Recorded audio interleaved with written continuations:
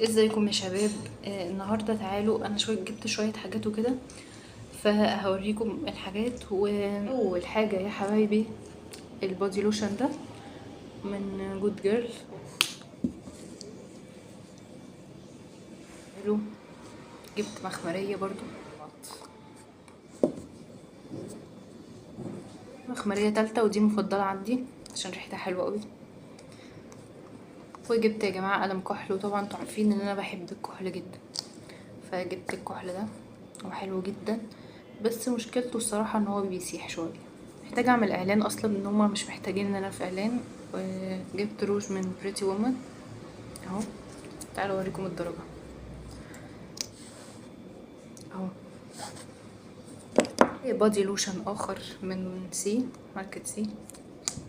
تعالوا نجرب. كمان مخمريه من كوكو حلوه قوي.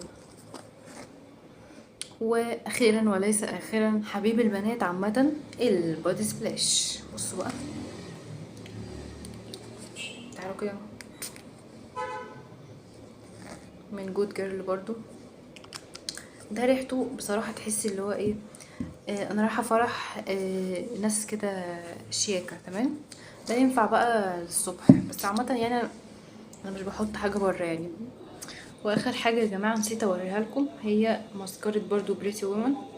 بصوا انا بصراحه لسه مجربتهاش بس هي يعني حاجه بريتي وومن كلها حلوه يعني عامه.